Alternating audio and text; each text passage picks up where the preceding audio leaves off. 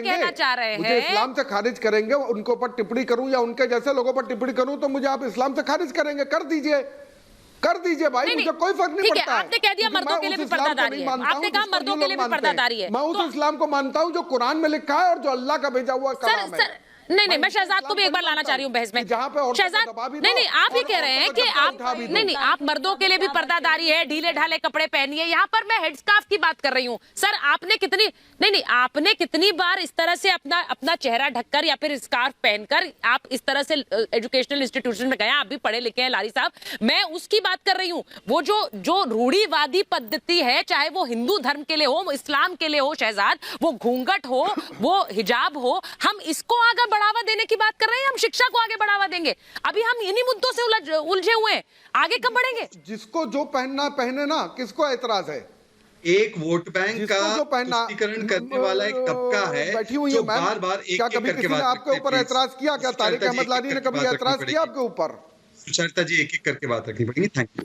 देखिए, एक vote bank का विशेष तबका है जो बार बार तालिबानाइजेशन की ओर चलता है।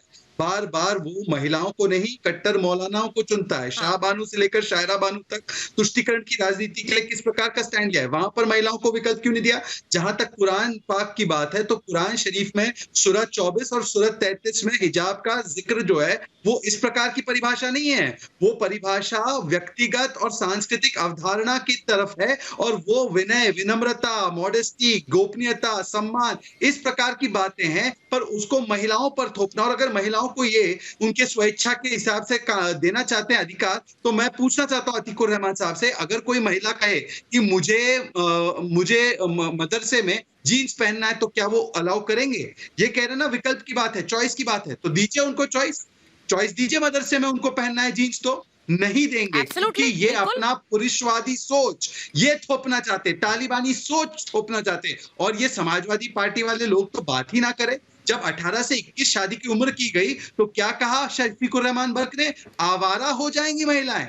इस प्रकार की बातें, महिला विरोधी बातें करने वाले लोग इस पूरे हिजाब कैंपेन के पीछे हैं, क्योंकि उनको हिजाब से मतलब नहीं है, उनको वोट बैंक हाईजैक करना है। उनको किताब से मतलब नहीं है, उनको केवल सियासी हिसाब किताब देखना है। इसीलिए वोट बैंक के चलते ये सीएफआई और पीएफआई के द्वारा इस पूरे अभियान को, प्रोपेगेंडा को फैलाने का काम किया गया। मैं पूछना चाहता हूं कि केरला में जब सरकार ने यही फैसला लिया तो ये सेकुलर आउटरीच कहां था? इस तरह की केरला की सरकार ने यही फैसला लिया, क्यों आक्रोश नहीं आया?